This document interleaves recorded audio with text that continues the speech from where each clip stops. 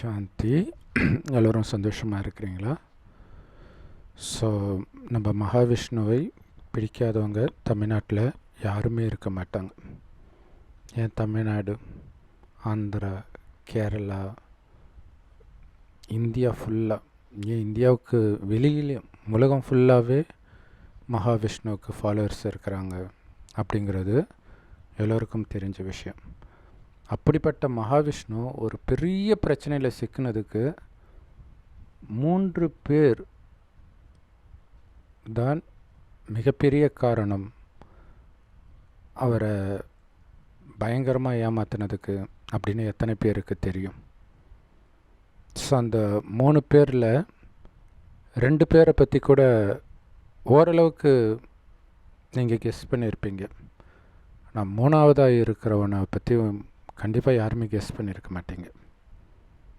So முதல்ல அந்த 2 பேர் ஏமாத்துறதுக்கு முக்கியமான காரணம் என்ன அப்படின்னா, எப்போவுமே நம்ம யாரை ரொம்ப நம்புகிறோமோ அவங்க தான் ஏமாற்றுவாங்க.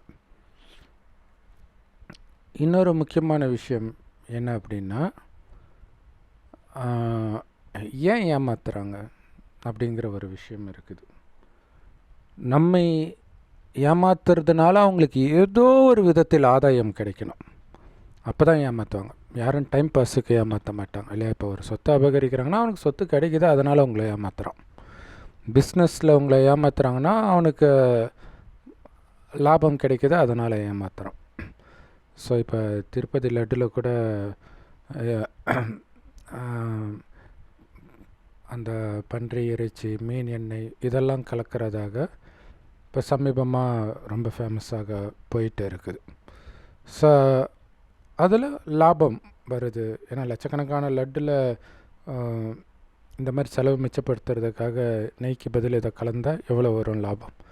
ஸோ அதனால் மக்கள் ஏமாற்றப்படுறாங்க. ஸோ அது உண்மையில் நடந்துச்சா இல்லையான்னு தெரியல. ஆனால் மகாவிஷ்ணு ஏமாந்தது உண்மை, அது மட்டும் கன்ஃபார்மாக தெரியும். மகாவிஷ்ணு ஏமாத்தினா அந்த 3 பேரையுமே கன்ஃபார்மாக தெரியும். ஸோ இந்த ஏமாத்துறதுக்கு ஒரு விதத்தில் மகாவிஷ்ணுவும் காரணம் இல்லைன்னு நம்ம மறுக்கவே முடியாது. ஏன்னா மகாவிஷ்ணுவுக்கு ரொம்ப அகங்காரம், பயங்கரமான அகங்காரம். மகாவிஷ்ணு மாதிரி அகங்காரம் பிடித்தவர் இந்த உலகத்தில் யாருமே இருக்க வாய்ப்பு கிடையாது. எந்தளவுக்கு அகங்காரம் தெரியுமா? என்னை விட பெரியவன் இந்த உலகத்தில் யாருமே கிடையாது. அவ்வளோ அகங்காரம் அவருக்கு. ஸோ அது அவருடைய பேச்சில் தெரியும். ஸோ ரொம்ப இந்த மாதிரி அகங்காரத்தோடு பேசிகிட்டு இருக்கும்போது ஒருத்தன் கேட்டுட்டான் நேரடியாக மகாவிஷ்ணுவை பார்த்துட்டு, என்ன அவ்வளோ பெரிய ஆளா நீனு? படைத்த பிரம்மனோட நீ பெரிய ஆளா அப்படின்னு கேட்டுட்டான். உடனே கோபம் வந்துடுச்சு. ஏன்னா அகங்காரத்தின் உச்சத்துக்கு போயிட்டார் மகாவிஷ்ணு. உடனே அப்படியா, பிரம்மா என்னோட பெரிய ஆளா? சரி வா, பிரம்மா கிட்டே போய் பார்ப்போம். என்னப்பா நீ என்னோட பெரிய ஆளா அப்படின்னு கேட்குறார். இப்போ எப்படி யார் வந்த அகங்காரம் ஒத்துக்கும் இல்லையா? இல்லைப்பா நீ தான் பெரிய ஆளுன்னு சொல்ல முடியுமா? அதனால் எல்லாரும் சொல்கிறாங்க நான் தான் படைச்சேன்ட்டு, ஆனால் நீ சொல்கிற நீ என்னை விட பெரிய ஆளுன்ட்டு. சரி, நீயும் நானும் மதிக்கக்கூடிய நம்பக்கூடிய ஒருத்தரை போய் சந்திப்போம் அப்படின்னு சிவபெருமான் கிட்ட வராங்க மகாவிஷ்ணுவும் பிரம்மாவும். அப்படி சிவபெருமான் கிட்ட வந்து யார் பெரியவங்க எங்கள் 2 பேரில் அப்படின்னு கேட்குறாங்க. அப்போ சிவபெருமான் புத்திவானுக்கெல்லாம் புத்திவான் இல்லையா? அவர் சரி, அதாவது நான் டைரெக்டாக உங்ககிட்ட சொன்னால் உங்கள் மனசு கஷ்டப்படும், ஆனால் நீங்களே புரிஞ்சிக்கிற மாதிரி நான் ஒரு சோதனை வைக்கிறேன், அதில் யார் ஜெயிக்கிறாங்களோ அவங்க தான் பெரிய ஆள், நீங்களே புரிஞ்சுக்கோங்க அப்படின்றாங்க. இவ்வளோ தானே? அகங்காரத்தின் உச்சத்தில் பிரம்மாவும் விஷ்ணுவும் இருக்கிறாங்க. கண்டிப்பாக நாம் ஜெயிச்சிடுவோன்ட்டு சோதனை என்னன்னே சொல்லலை அதுக்கு முன்னாடியே. ஸோ இப்போ தான் சோதனையை சொல்கிறார். ஒன்றும் இல்லைப்பா, என் தலையை யார் முதல்ல போய் பார்க்குறாங்களோ அல்லது என் காலை யார் முதல்ல போய் பார்க்குறாங்களோ அவங்க தான் பெரியாள் அப்படின்ட்டு ஜோதி பிழம்பா விண்ணுக்கும் மண்ணுக்கும் ஒரு பெரிய விஸ்வரூப தரிசனம் எடுக்கிறார் சிவபெருமான். இவ்வளோதானே, இதெல்லாம் ஒரு பெரிய விஷயமா எனக்கு அப்படின்ட்டு பிரம்மா என்ன பண்ணுறாரு, அவருடைய வாகனம் அன்னப்பறவையில் ஏறி பறக்க ஆரம்பிச்சிட்டார் தலையை பார்க்குறதுக்கு. ஸோ அவர் மேலே போயிட்டார். அப்புறம் என்ன பண்ணுறது, இப்போ கீழே போகிறது தான் ஒரே சாய்ஸ். அதனால் மகாவிஷ்ணு என்ன பண்ணுறாரு, பன்றி அவதாரம் எடுத்து கீழே போய்கிட்டே இருக்கார், மண்ணை தோண்டி போய்கிட்டே இருக்கார். சிவனுடைய அடியை பார்க்கலான்னு போய்கிட்டே இருக்கிறார். இதில் என்ன ஆச்சுன்னா, பிரம்மாவுக்கு ரொம்ப நல்ல நேரம்னு நினைக்கிறேன், அல்லது மகாவிஷ்ணுவுக்கு கெட்ட நேரம் போல இருக்குது. மேலே இருந்து தாழம்பூ வருது. அது சிவனுடைய தலையில் இருந்த தாழம்பு. அங்கேருந்து வந்தோடனே பிரம்மாவுக்கு ஒரு செகண்டில் கிரிமினல் ஐடியா தோணுது.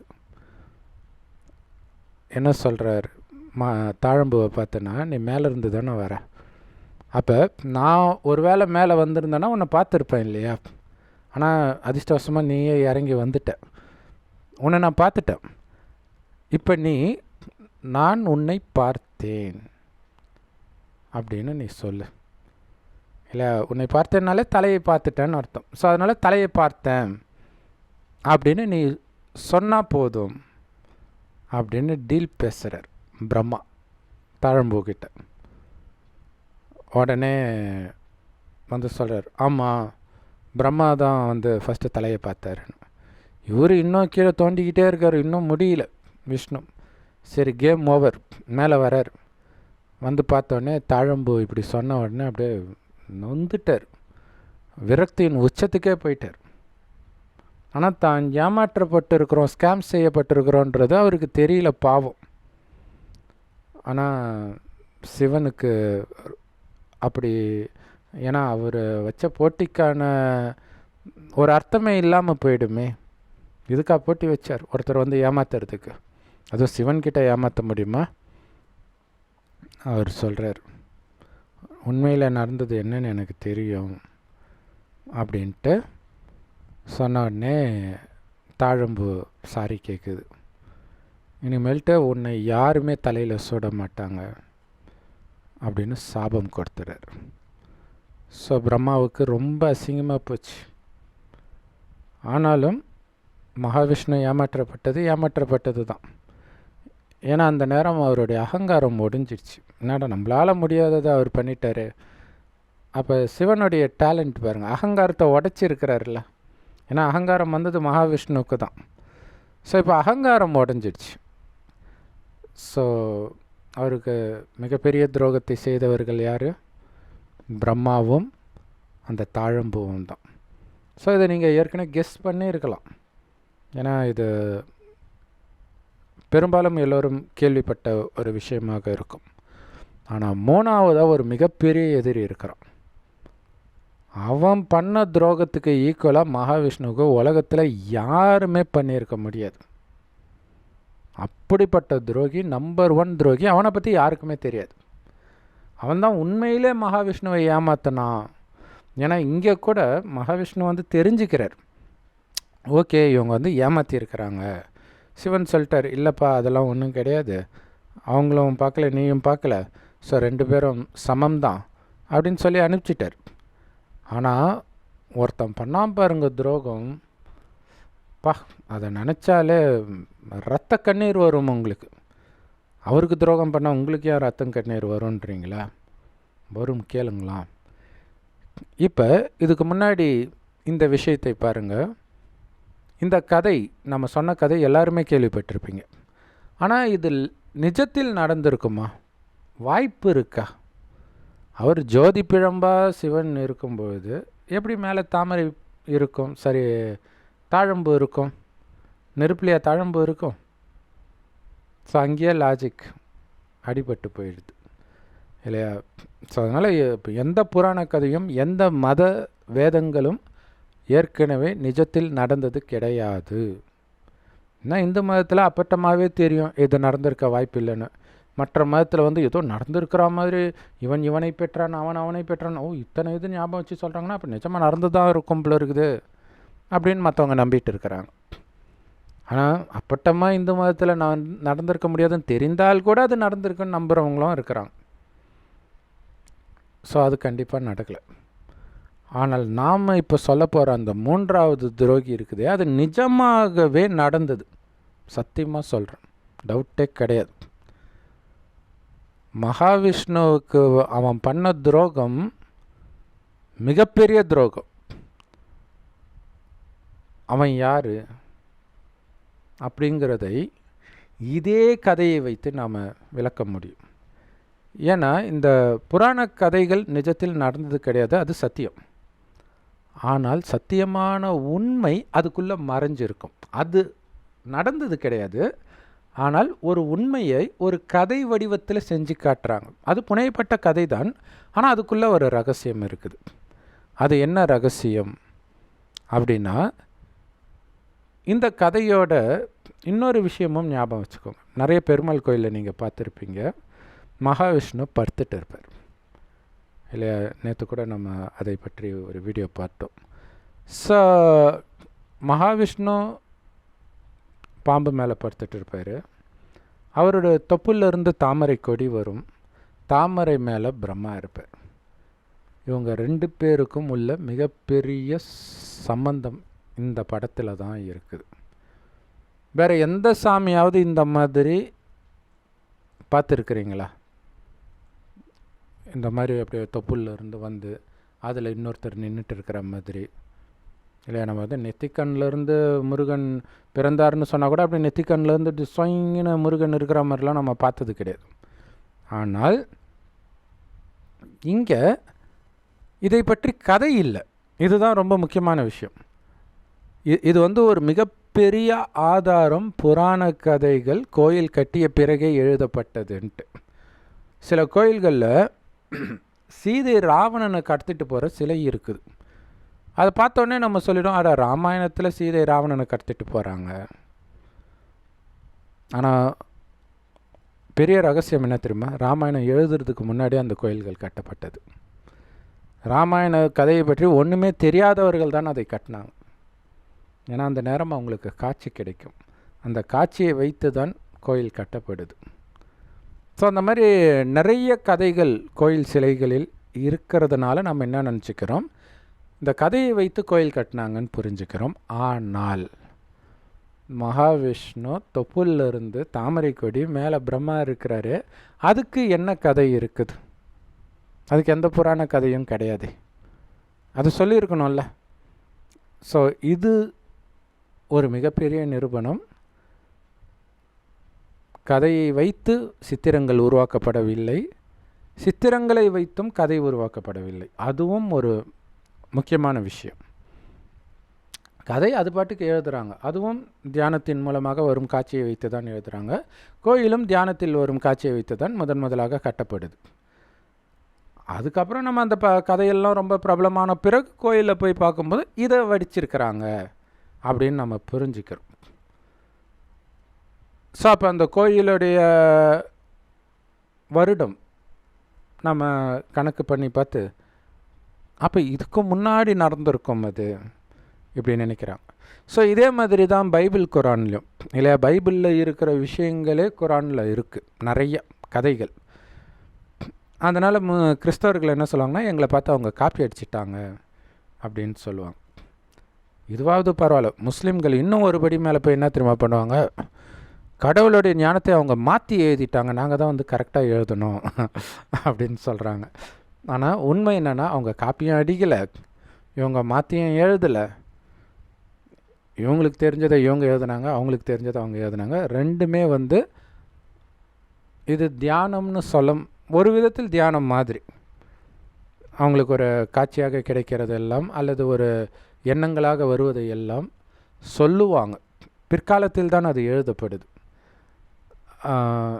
ஸோ அதுவும் இதுவும் மேட்ச் ஆகுது பெரும்பான்மையானது. அதனால் காப்பி அடித்தாங்கன்றது தான் நமக்கு புரியும்.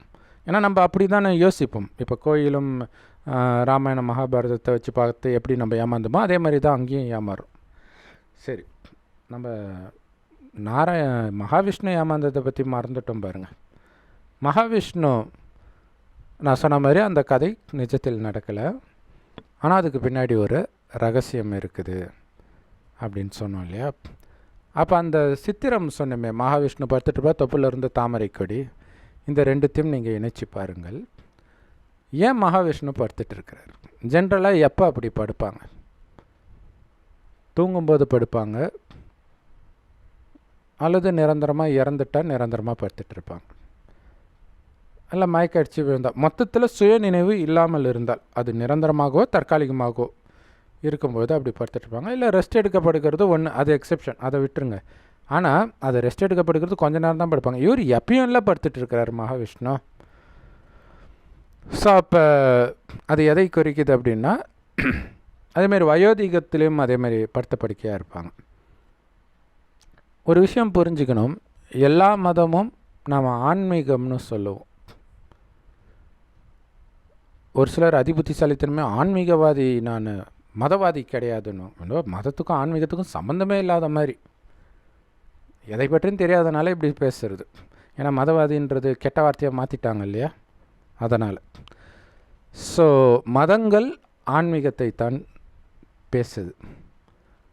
ஆன்மீகம்னா என்ன அப்படின்னு தெரியாமலே நாம் மதங்களை ஃபாலோ பண்ணுறது தான் நம்ம அறியாமைக்கு நாம் ஏமாற்றப்படுறதுக்கு ஒரு முக்கியமான காரணம். ஆன்மீகம் அப்படின்னா ஆன்மாவை பற்றிய படிப்பு அப்படின்னு சொல்லலாம், அல்லது ஞானம், ஆன்மாவை பற்றிய ஞானம். ஆன்மானா என்ன? உயிரை ஹிந்தியில் ஆத்மான்னு தான் சொல்லுவாங்க.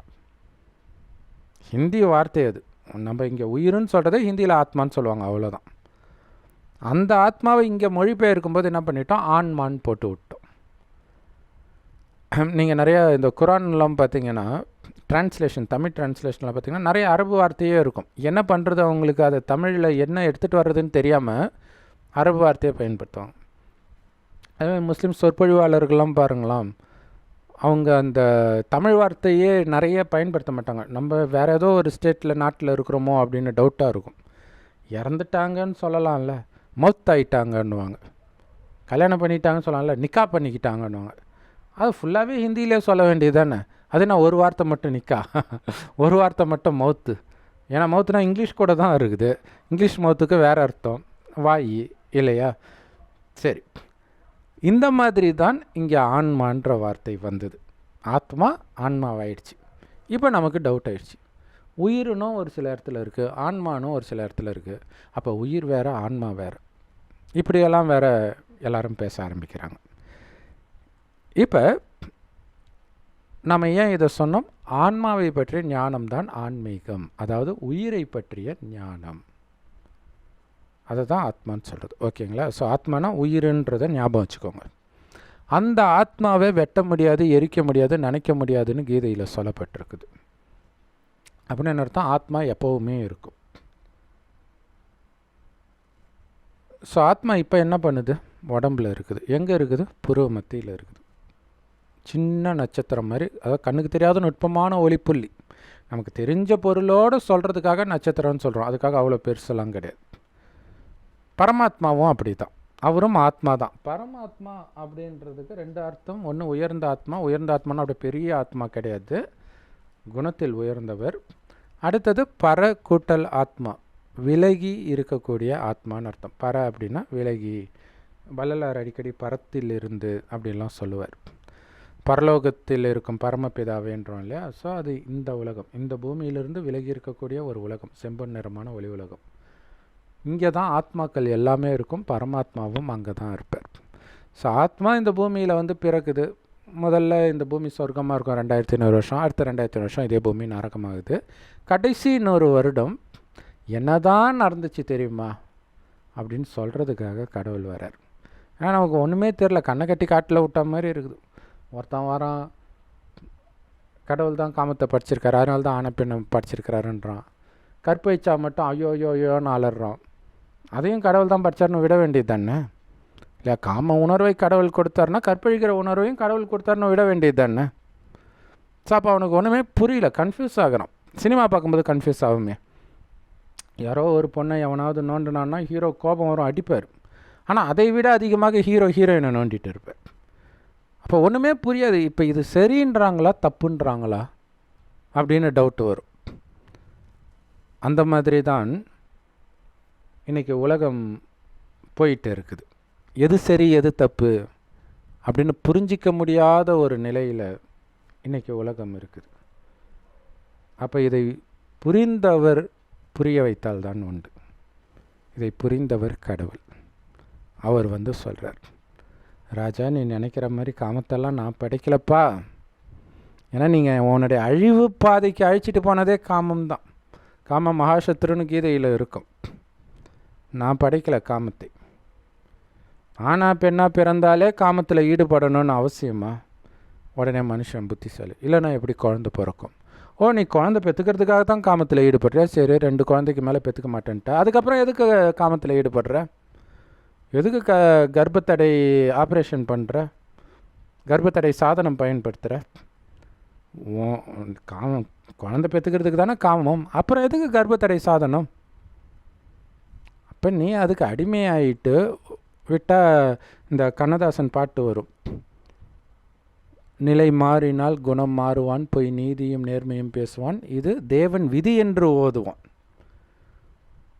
இல்லையா? இவன் பண்ணுற தப்புலாம் கடவுள் தான் இப்படி பண்ண வச்சாரு அப்படின்னு சொல்லிடுவோம். ஸோ கடவுளே சொல்கிறார், நான் வரமாட்டேன்ற தைரியத்தில் என்னென்னமோ பேசிட்டீங்க என்ன சாட்சியாக வச்சு. ஆனால் நான் வருவேன்னு உங்களுக்கு தெரியுமா? ஐயோ எதுலேயுமே சொல்லப்படல, நாங்கள் எப்படி நம்புறது? எதில் சொல்லணும்னு ஆசைப்படுறீங்க? உருவாக்குனதெல்லாம் நீங்கள், மதத்தை உருவாக்குனது நீங்கள், அந்த மதத்துக்கான வேதத்தை எழுதுனது நீங்கள், உங்களுக்கு கடவுளை பற்றியே தெரியாது. அப்போ அதில் எப்படி என்னை பற்றி இருக்கும்? அப்போ நான் சொன்னால் தான் தெரியும். இப்போ சொல்கிறார், கடவுள் சொல்கிறார், இந்த பூமியை நான் சொர்க்கமாக படைத்தேன். சயின்ஸு சொல்கிற மாதிரி அப்படியே பிக் பேங் தியரி வெடித்து சிதறி சூரியன்லேருந்து ஒரு துளி அப்படியே பல லட்சம் வருடம் கழித்து அப்படியே குளிர்ந்து பூமியாகி, இது எல்லாம் கதை. சொர்க்கமாக படைத்த பர்ஃபெக்ட் வேர்ல்ட் அதை மனிதன் உருவாக்க முடியாது. மனுஷனுக்கு தெரிஞ்சதெல்லாம் குரங்கு கையில் பூ மாலை கொடுத்தா மாதிரி என்ன பண்ணும் குரங்கு, அதை தான் மனுஷன் பண்ணுவோம். பர்ஃபெக்ட் வேர்ல்டெல்லாம் மனுஷன் பண்ண முடியாது. இன்றைக்கி உலகம் எப்படி மோசமாகிட்டு இருக்குது பாருங்கள். கள்ளத்தொடர்பு ரைட்டு, ஓரின சேர்க்கை ரைட்டு, இப்படி இந்த நிலையை நோக்கி தான் மனிதனுடைய அறிவு அழைச்சிட்டு போகும். ஆனால் சொர்க்கத்தில் எப்படி திரும்ப இருக்கும்? பர்ஃபெக்ட் வேர்ல்ட், எல்லாமே நிரம்பி இருக்கும். அங்கே இருக்கக்கூடிய அழகு, ஆண்களும் பெண்களும் இருக்கிற அழகை உலகத்தில் எங்கே தேடினாலும் இப்போ உங்களால் பார்க்க முடியாது. அதில் இருக்கக்கூடிய 1% அழகை கூட பார்க்க முடியாது. அப்போ எவ்வளோ அழகாக இருந்திருப்பாங்க யோசிச்சு பாருங்கள். அவ்வளவு அழகாக ஆண்களும் பெண்களும் இருந்தாலும் அவங்களுக்குள்ள 1% கூட காமம் கிடையாது. சின்ன சலனம் கூட ஆக மாட்டாங்க. அந்த மாதிரி உலகத்தை படைத்தாங்க. அந்த மாதிரி இருந்தவர்களைத்தான் தேவதைகள்னு இந்துக்கள் கோயில் கட்டி கும்பிடுறோம். தெய்வீக குணங்கள் நிரம்பி இருக்குமே தவிர காமம், கோபம், பற்று, பேராசை, அகங்காரம் போன்ற கேவலமான குணங்கள் இருக்கவே இருக்காது. ஏன் தெரியுமா? ஏன்னா அவங்க உண்மையில் நிலைச்சிருப்பாங்க. அது என்ன உண்மை? உண்மைக்கு 2 அர்த்தம் இருக்குது. ஒரு அர்த்தம் உங்களுக்கே தெரியும், உண்மை. இன்னொன்று அழிவற்றது. அழிவற்றது எது? உடம்பு கிடையாது. தேவதைகள் அவ்வளோ அழகாக இருந்தாலும் அந்த உடல் அழியும், மரணம் வரும். ஏன்னா நம்மளை விட அதிக ஆயுள் வாழ்வாங்க. நம்ம எப்போ இறப்போன்னு தெரியாது. அவங்க கம்பல்சரி 150 வருடம் இருப்பாங்க சராசரியாக. ஆனால் ஒரு நாள் மரணம் கண்டிப்பாக உண்டு. அந்த அழகிய உடலும் அழுகி போகும், அழிந்து போகும். அது நான் கிடையாது. அதை இயக்கக்கூடிய அழிவற்ற ஆத்மாதான் நான்ற உணர்வில் இருப்பாங்க. அதாவது உயிர். அது பூர்வ மத்தியில் நட்சத்திரம் மாதிரி ஜொலிக்கிறனால்தான் இங்கே பொட்டு வைக்கிற பழக்கம் இருக்குது இப்போ. ஆனால் அப்போ இயல்பாகவே அவங்க ஆத்மான்ற உணர்விலே இருப்பாங்க. ஒருவரை ஒருவர் ஆத்மாவாகத்தான் பார்ப்பார்கள்.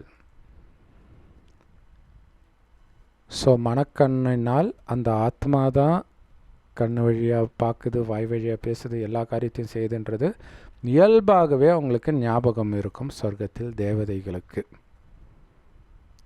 அப்புறம் சொல்ல மறந்துட்டேன், சொர்க்கம் அப்படின்னா குறிப்பாக கிறிஸ்தவர்கள் இதை அழகாக யூஸ் பண்ணுவாங்க. கிங்டம் ஆஃப் ஹெவன் அப்படின்வாங்க. கரெக்டுங்க. சொர்க்கத்தில் கிங்டம் தான் இருக்கும், ராஜ்யம் தான் இருக்கும், மக்களாட்சி இருக்காது. மனிதனுடைய புத்தி தான் மக்களாட்சி.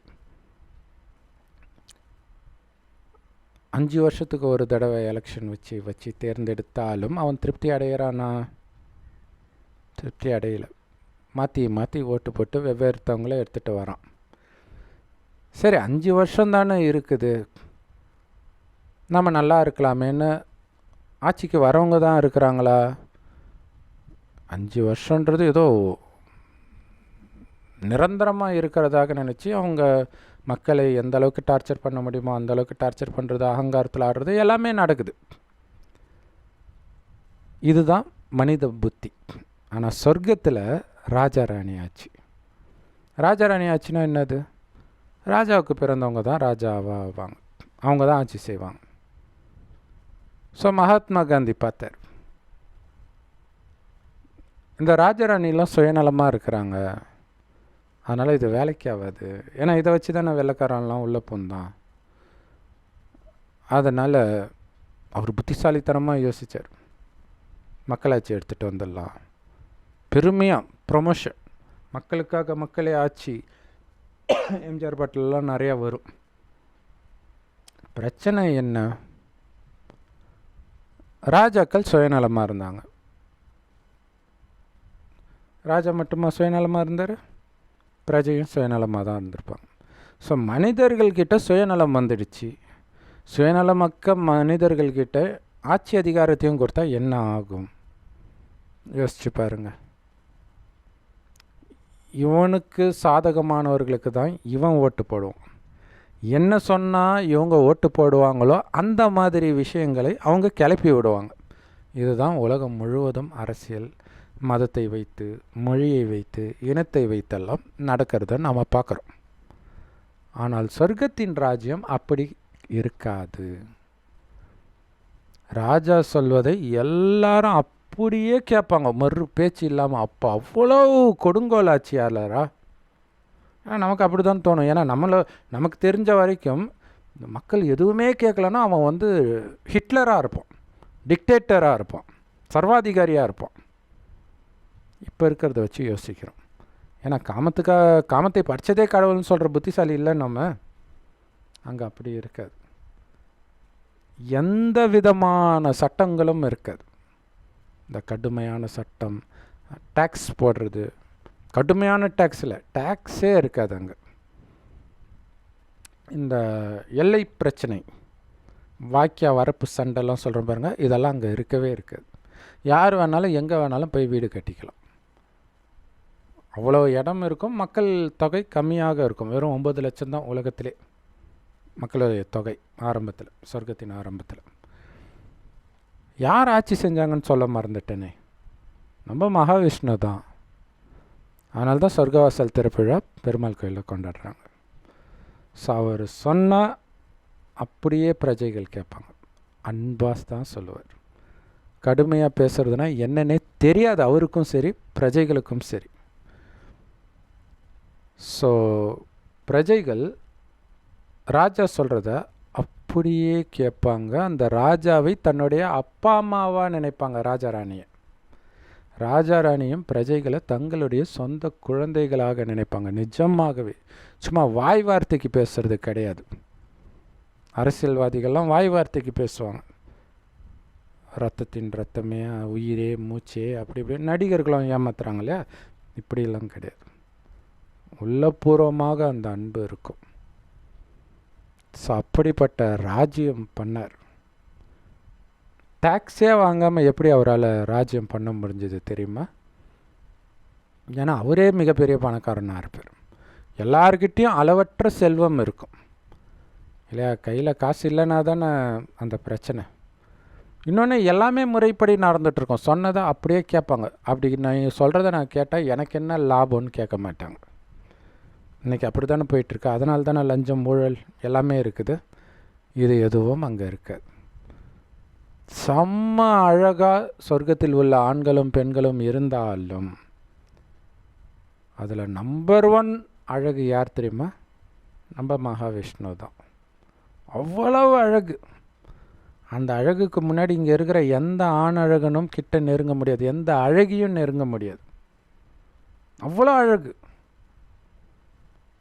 நம்ம கதையில் பார்க்குற மாதிரி அப்படியே கிருஷ்ணர் கருப்பாக இருந்தார் அப்படிலாம் கிடையாது. வெள்ளை வெள்ளை வெள்ளைன்னு இருப்பார். ஃபோட்டோ எடுக்க முடியாது, அவ்வளோ வெள்ளை. கொஞ்சமாவது ஏதாவது ஒரு அந்த கருப்பு ஒரு கோடு கீடு ஏதாவது ஒன்று இருந்தால் தானே ஃபோட்டோவில் விழுறதுக்கு. வெள்ளை வெள்ளையர்னு இருந்தால் எப்படி இருக்கும், கிளார் அடித்தா எப்படி இருக்கும், ஃபோட்டோவில் விழாதில்ல, அந்த மாதிரி தான் இருக்கும். இவ்வளோ வெள்ளை வெள்ளையர்னு இருப்பார். உலகத்திலே நம்பர் 1 பணக்காரர். ஏன்னா சொர்க்கத்தின் ஆரம்பம், அங்கே எல்லாமே நிரம்பி வழியும். தங்க செங்கற்களால் கட்டப்பட்ட மாடு மாளிகையில் இருப்பாங்க. சிங்கமும் பசும் ஒன்றா தண்ணி குடிக்கும், எல்லா மதத்துலேயும் போட்டிருக்கும். ஸோ அப்படிப்பட்ட ராஜ்யத்தை செய்கிறாருன்னா எப்படி இருப்பார், என்ன புண்ணியம் பண்ணியிருப்பார் மனுஷன் அப்படி ஒரு பதவி அடையிறதுக்கு அப்படின்னு நம்ம யோசிக்கிறதே கிடையாது இல்லையா. நம்ம அப்படியே கடவுளாக்கிடுறோம், அவ்வளோதான். ஸோ ஏதோ ஒரு புண்ணியம் பண்ணி தான் அவர் அப்படி ஆகியிருக்கிறார் அதுக்கு முன்னாடி ஜென்மத்தில். அதை நம்ம அப்புறம் பார்க்கலாம். ஆனால் ஆரம்பத்தில் இந்த உலகத்திலே நம்பர் 1 இருந்தார்னா உச்சத்தில் இருந்தார்னு சொல்லாமா, கோபுரத்தில் இருந்தார்னு சொல்லாமா, மலை உச்சியில் இருந்தார்னு சொல்லாமா, ஓமையாக அப்படி இருந்த மனுஷன் என்ன ஆச்சு தெரியுமா, கொஞ்சம் கொஞ்சமாக அடுத்தடுத்த ஜென்மத்தில் இறங்கி வந்துக்கிட்டே இருக்கார். இறங்குறாரு. முதல் 2500 வருஷம் சொர்க்கம், அடுத்தது நரகம், அங்கேயும் இறங்குறாரு. ரொம்ப இறங்கி குப்பையாயிட்டார். மகாவிஷ்ணு குப்பையாயிட்டார். என்ன குப்பையாயிட்டார்? சொர்க்கத்தில் காமம், கோபம், பற்று, பேராசை, அகங்காரம்னா மகாவிஷ்ணுவுக்கு மட்டும் இல்லை, அங்கே இருக்கக்கூடிய பிரஜைகள் யாருக்குமே தெரியாது. அப்போ எப்படி குழந்தை பிறக்கும்? ஏன்னா இங்கே இருக்கிறவங்க தானே சொல்கிறாங்க காமம் இல்லைன்னா எப்படி குழந்தை பிறக்கும்? அது பிறக்கும். கணவனும் மனைவியும் நமக்கு ஒரு வாரிசு வேணும் நினைத்தால் மனைவி கர்ப்பம் அடைவாள். அவங்களுடைய எண்ணத்திற்கு அந்த சக்தி இருக்குது.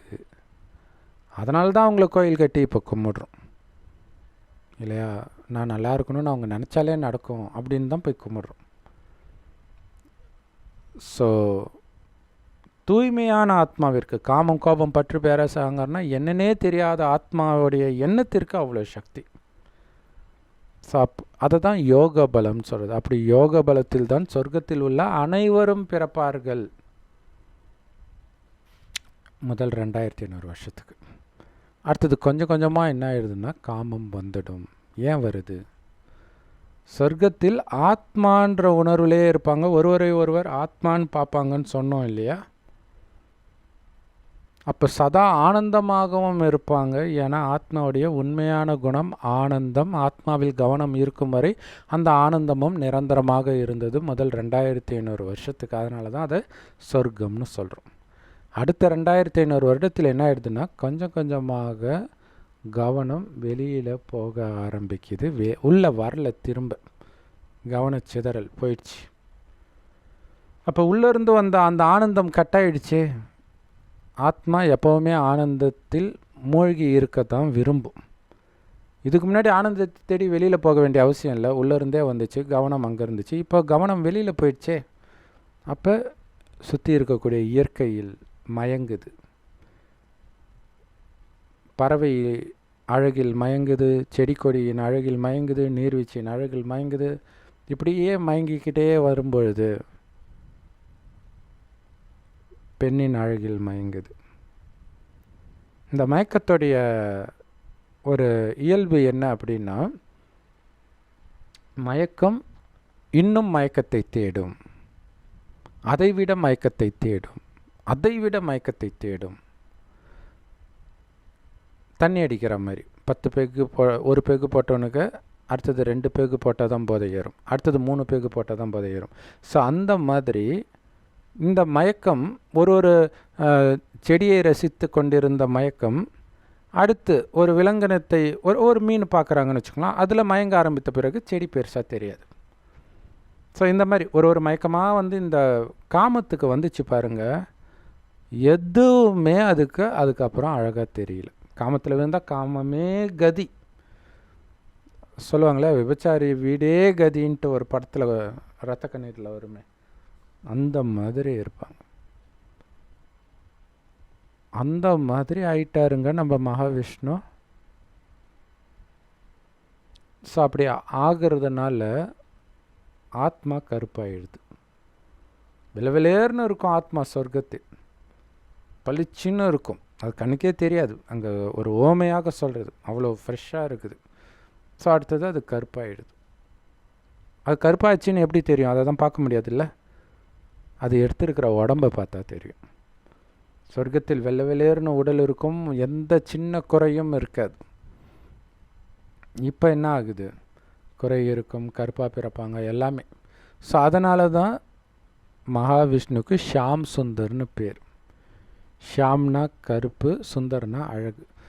சுந்தராக அழகாக சத்தியுகத்தில் சொர்க்கத்தில் இருந்த அதே மகாவிஷ்ணு கடைசி ஜென்மத்தில் ஷியாமாக கருப்பாக ஆகிவிட்டார். இப்போ அந்த கதையுடைய ரகசியம் சொன்னோம் இல்லையா, மேலிருந்து தாழம்பூ வந்த கதை. மகாவிஷ்ணு என்ன பண்ணுறாரு? மண்ணை தோண்டி தோண்டி தோண்டி தோண்டி கீழே தேடுறார் சிவனை. சிவனை தேடினாருன்றது பொய், ஆனால் மண்ணை தோண்டி கீழே போய்கிட்டே இருக்கிறாருன்றது உண்மை. எதுக்காக போயிட்டுருக்கிறாரு? ஏன்னா குப்பையாயிட்டார்ல, கீழே இறங்கிட்டு இருக்கிறார். தெரியாத ரகசியம் என்ன தெரியுமா? பிரம்மா எந்த தலையை நோக்கி போயிட்டு இருக்கிறாரோ உயரத்தில், அந்த உயரத்திலிருந்து வந்து விழுந்தது தாழம்பூ இல்லை, மகாவிஷ்ணு. சத்தியுகத்தின் மிக உயர்ந்த பதவியிலிருந்து விழறார், சல்லுன்னு விழுந்துட்டு இருக்கிறார். விழுந்து பூமியில் விழுந்து அதையும் தாண்டி கீழே போய்கிட்டே இருக்கார். பாதாள லோகம்னுவாங்க நரகத்தை. எங்கேயோ இருக்குது போல இருக்குது, மண்ணை நோன்னா இருக்கும் போல இருக்குன்னு நினச்சிக்கிறாங்க. இப்போ நாம் இருக்கிறது தான் பாதாள லோகம். பாதாளம்னா மண்ணுக்கு அடியில் பாதாளத்தில் இருக்கிறாங்கன்னு அர்த்தம் இல்லை. மனிதனுடைய புத்தி படு பாதாளத்துக்கு போயிடுச்சு. காமம், கோபம், பற்று, பேராசை, அகங்காரம், சுயநலம், கொலை, கொள்ளை, கற்பழிப்பு, இதுதான் திரும்புகிற பக்கமெல்லாம் இருக்குது. எல்லா மனிதர்களுக்குள்ளேயும் இருக்குது. கொஞ்சம் தூண்டுதல் வந்துடுச்சுன்னா பெரிய மிருகமாக மாறிடுவோம். கைகைக்கு வந்ததே, உன் ராணி பதவி போயிடும், ராமன் ராஜ்யத்துக்கு வந்தான்ற ஒரே ஒரு பிட்டை போட்டது தான். அது வரைக்கும் ராமன் என் குழந்தை என் குழந்தைன்னு சொல்லிட்டு இருந்தவ ராமனை காட்டுக்கு துரத்திட்டு தான் நான் மறு வேலை பார்ப்பேன், இதுக்காக என் தாலி அறுத்தாலும் பரவாயில்லன்ட்டு விழுந்தா. அப்படித்தான் காமத்தில் விழறது, கோபத்தில் விழறது, எல்லாமே விழுந்து விழுந்து விழுந்து விழுந்து கீழே வந்துட்டாங்க. அப்படி மகாவிஷ்ணு கீழே வந்துட்டார். மகாவிஷ்ணு மட்டும் வரல, மகாவிஷ்ணு கூட சொர்க்கத்தில் இருப்பாங்களா, அவர் மட்டும் தனியாக இருப்பார். அத்தனை பேரும் கீழே விழுந்துட்டாங்க. அப்படி அனைத்தையும் விழும் பொழுது தான் சிவபெருமான் வருகிறார். பரமாத்மா கடைசின்னு ஒரு வருடம் ஒரு வயோதிகர் உடலில் வரார். யார் தெரியுமா அந்த வயோதிகர்? எந்த ஆத்மா மகாவிஷ்ணுவாக இருந்து இந்த உலகத்தை ஆட்சி செஞ்சு கொஞ்சம் கொஞ்சமாக விழுந்து குப்பையாக மாறிச்சோ, அந்த மகாவிஷ்ணுவோடைய ஆத்மாவின் கடைசி ஜென்மத்தில் கடைசி காலத்தில் 60 வயது இருக்கும் பொழுது சிவபெருமான் அவருக்குள்ளே வரார், மகாவிஷ்ணுவோடைய ஆத்மாவின் உடலுக்குள்ளே. ஆனால் மகாவிஷ்ணுன்றது ஆரம்பத்தில் தான் அவருடைய பேர் மகாவிஷ்ணு. கடைசியில் ஒரு ஜென்மம் எடுக்கும்போது பேர் மாறும் இல்லையா, உடல் மாற மாற. ஸோ கடைசியில் அவருக்கு வேறு பேர். சிவன் வந்த பிறகு அவருக்கு பிரம்மான் பேர் வைக்கிறார். இப்போ நம்ம சொன்னோம் இல்லையா, மகாவிஷ்ணு வந்து குப்பையாக கிடக்கிறாருன்ட்டு, சுயநினைவு இழந்து கிடக்கிறார்.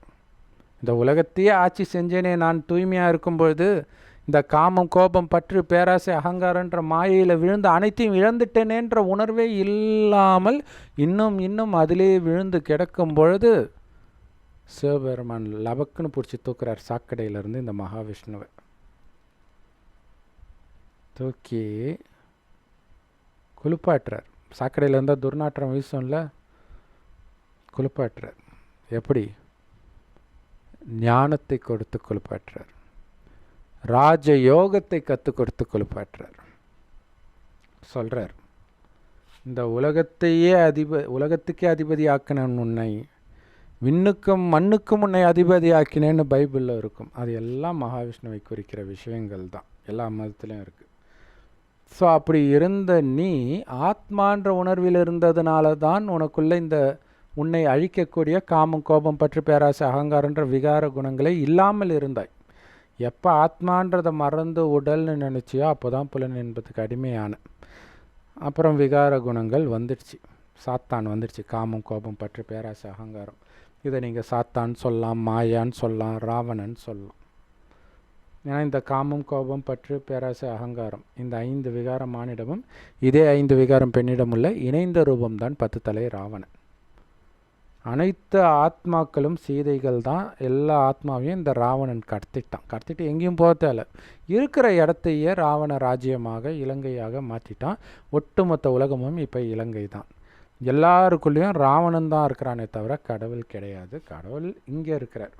ஆனால் நம்ம உண்மையெல்லாம் பொய்யாகவும் பொய்யெல்லாம் உண்மையாக சொல்லிகிட்டு இருக்கிறோம். அப்படிங்கிற ரகசியத்தை அவர் சொன்னாதானே உண்டு தெரியும். அவர் சொல்கிறார், மகாவிஷ்ணு அது முதல் பிறவியில். இப்போ பிரம்மான் பேர் வைக்கிறார். பிரம்மா, இந்த உலகத்தையே ஆண்ட மகாவிஷ்ணுவாக நீதான் இருந்தாய். எவ்வளவு உயர்ந்தவனாக இருந்தாய். இன்னைக்கு எப்படி குப்பையாக ஆகி கிடக்கிற நீனு. கவலைப்படாத, உன்னை மீண்டும் மகாவிஷ்ணுவாக நான் மாற்றுறதுக்கு தான் வந்திருக்கிறேன். நான் சொல்கிறத மட்டும் செய். மறுபடியும் உன்னை ஆத்மான்னு உணர்ந்து ஒவ்வொருத்தரையும் ஆத்மான்னு பாருன்னு நான் சொன்னாலும் நீ பார்க்க போகிறது இல்லை. ஏன்னா உனக்கு சக்தி இல்லை. காமம், கோபம், பற்று, பேராசை, அகங்காரம் இதிலே மூழ்கிட்ட. ஆத்மா மயக்க நிலையில் இருக்குது. ஸோ அந்த மயக்கம் தெளியறதுக்கு அந்த சக்தி உனக்கு நிரப்பிக்கணும்னா என் ஒருவனை நினைவு செய். கடவுள் செம்பு நிறமான ஒளி உலகத்தில் நட்சத்திரம் மாதிரி இருக்கார். ஆத்மா புருவ மத்தியில் நட்சத்திரம் மாதிரி இருக்குது. உடம்புன்னு ஒன்று இருக்கிறதே மறந்துடுன்றார். ஏன்னா சும்மாவே உடல்ன்ற உணர்வில் தான் இருக்கிற. அப்போ உடலுக்குள்ளே ஆத்மா நினைத்தாலும் உனக்கு உடம்பு தான் ஞாபகம் வரும். அதனால் உடம்பே மறந்துடு. வெறும் ஒளிப்புள்ளியாக உன்னை நினை. அந்த ஒளிப்புள்ளியின் தந்தை சிவ பரமாத்மாவை நினை. ஆத்மாவுடைய தந்தை சிவ பரமாத்மா. என்னையே நீ நினைவு செய்ய செய்ய உனக்கு ஆத்ம உணர்வு நிலை பெற ஆரம்பிக்கும். ஆத்மாவின் உண்மையான குணமான அன்பு, அமைதி, ஆனந்தம் மேலோங்க ஆரம்பிக்கும். அப்போ காமம், கோபம், பற்று, பேராசை, அகங்காரம் உன்னை விட்டு விடுபடும் அப்படின்னு சொல்கிறார். ஒரே ஒரு மகாவிஷ்ணுவுக்கு மட்டும் இந்த ஞானத்தை கொடுக்கறதுக்கு கடவுள் என்ன அவ்வளோ சுயநலமிக்கவரா? கிடையாது. அந்த பிரம்மா உடலுக்குள்ள சிவன் பிரம்மா வாயுவை பயன்படுத்தி எல்லோருக்கும் இந்த ஞானத்தை கொடுக்கிறார். பிரம்மாவும் கேட்கிறார்.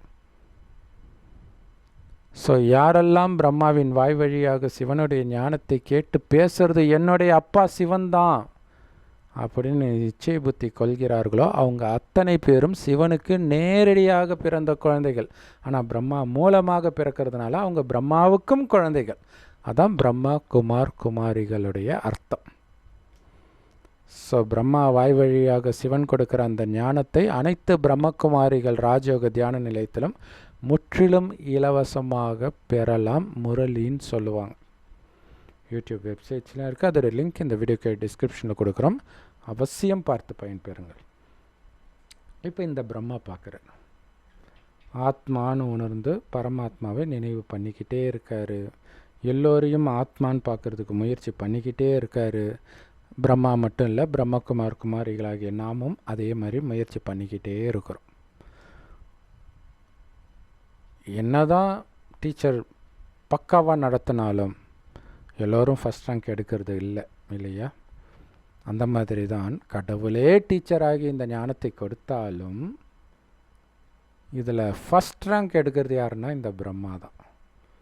விஷ்ணுவாய் இருந்தவராச்சே, மீண்டும் அவரே மகாவிஷ்ணுவாக சொர்க்கத்தில் பிறவி எடுப்பார். நாமளும் சொர்க்கத்தில் என்ன பிறவி எடுத்தோமோ அதை மீண்டும் எடுப்போம். ஏன்னா சொர்க்கத்தில் மகாவிஷ்ணுவோடு இருந்தவர்களுக்கு மட்டுமே இந்த ஞானம் புரியும். பேசுறது கடவுள்னு அடையாளம் கண்டு கொள்வார்கள். அப்போ பாருங்கள், மகாவிஷ்ணுவாக கோபுரத்தில் வச்சிருக்கார், சொர்க்கத்தின் உச்சியில். கொஞ்சம் கொஞ்சம் கொஞ்சமாக இறங்கி இறங்கி இறங்கி இறங்கி சாக்கடைக்குள்ளே போயிட்டார். அதனால தான் அத்திவரதரை சாக்கடைக்குள்ளே இருந்து அந்த குளத்துக்குள்ளே சேத்துக்குள்ளே இருந்து எடுப்பாங்க. இதோடைய நினைவு தான். அது 40 வருஷத்துக்கு ஒரு தடவை எடுக்கிறாங்க. இது 5000 வருஷத்துக்கு ஒரு முறை கடவுள் குப்பையாக இருக்கிற நம்மை குளிப்பாட்டி மீண்டும் பூஜிக்க தகுந்த தேவதைகளாக மாத்துறார். சொர்க்கத்தில் வாழ்ந்த அத்தனை பேரும் தேவதைகள்ன்றோம், அவங்களுக்கு தான் கோயில் கட்டி கும்பிடுறோம். அதில் நம்பர் 1 தான் மகாவிஷ்ணு. ஸோ மகாவிஷ்ணு மேலேருந்து கீழே விழுந்தாரா, அதை தான் அங்கே பண்ணி அவதாரம் எடுத்து கீழே போய்கிட்டே இருக்கிறாருன்னு காட்டுது. ஸோ கீழே போய் போய் போய் போய் போய் என்ன ஆகிட்டார், டபக்குன்னு கடவுள் பிடிச்சி அவரை பிரம்மாவாக்குறார். பிரம்மா ஆனவுடனே என்ன ஆகும், அவர் பறக்கிற வேலை தான். ஸோ அதனால தான் பிரம்மா அன்னப்பறவை மேலே பறக்கிறதாக காட்டுறாங்க. ஆனால் எங்கேருந்து பறக்கிறாரு, பூமிக்கு கீழே இருந்து பறக்க ஆரம்பிக்கிறார். ஸோ அந்த விஷயம் அந்த கதையில் சொல்லப்படலை.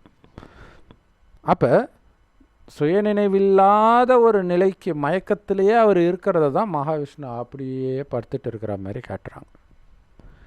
அப்படி படுத்துட்டு இருக்கிற அதே மகாவிஷ்ணுவோடைய ஆத்மா கடவுள் வந்து, நீதான் மகாவிஷ்ணுவாய் இருந்த, உன்னை நான் இப்போ பிரம்மாவாக்கி உனக்குள்ளே இருக்கக்கூடிய அந்த மகாவிஷ்ணுவை எழுப்புறேன்னு சொல்கிறார். ஸோ அப்போ தான் பிரம்மா அப்படியே மேல் நோக்கி போகிறார். ஸோ மேல் நோக்கி உச்சத்துக்கு போனவுடனே அவர் மகாவிஷ்ணுவாக ஆயிடுவார், அதாவது சொர்க்கத்தில் பிறப்பார். இப்போ சொல்லுங்கள், யார் உயர்ந்தவர், பிரம்மா உயர்ந்தவரா மகாவிஷ்ணு உயர்ந்தவரா? ஏன்னா பிரம்மா சாக்கடையில் இருந்து கடவுள் பிரம்மாவாக்குறார். ஸோ பிரம்மா தாழ்ந்தவர். சொர்க்கத்தில் இருக்கிறார் விஷ்ணு. ஸோ கண்டிப்பாக மகாவிஷ்ணு தான் உயர்ந்தவர். அப்படி தானே நினைப்பீங்க. ஆனால் தான் கிடையாது, பிரம்மா தான் உயர்ந்தவர். ஏன் தெரியுமா? பிரம்மா மூலமாக இந்த ஞானத்தை கேட்குற நாம் எல்லோரும் பிரம்மகுமாரிகள். அதைத்தான் பிராமணர்கள்னு சொல்கிறோம். ஸோ பிராமணர்கள்னு ஒரு ஜாதி இருக்குது பாருங்கள், அதை இங்கே எடுத்துகிட்டு வராதிங்க, அதுக்கும் இதுக்கும் சம்மந்தம் கிடையாது. பிரம்மாவின் வாய் வழியாக பிறந்தவர்கள் தான் பிராமணர்கள். பிரம்மா வாய் வழியாக சிவனுடைய ஞானத்தை கேட்டு பிறந்தவர்கள்.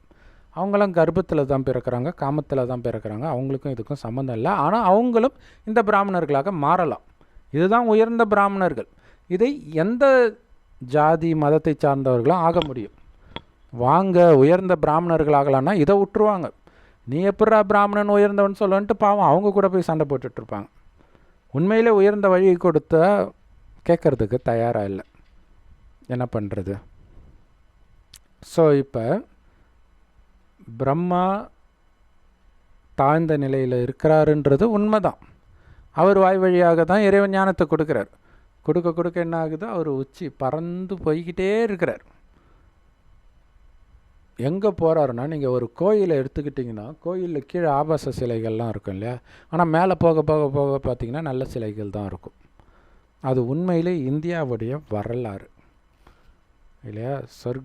சொர்க்கம் தான் அந்த கோயில் கோபுரம், உச்சிக்கு கொஞ்சம் கீழேன்னு வச்சுக்கோங்களா, அது சொர்க்கம். அப்படியே கொஞ்சம் கொஞ்சமாக இறங்கி வரும்போது நம்ம காமத்தெல்லாம் விழுறது தான் ஆபாச சிலைகள் கீழே இருக்கிறது. ஆனால் கோபுரத்தின் உச்சியில் என்ன இருக்கும், கலசம் இருக்கும். அந்த கலசம் எதை திரும்ப குறிக்கும், ஆத்மாவை குறிக்கும்.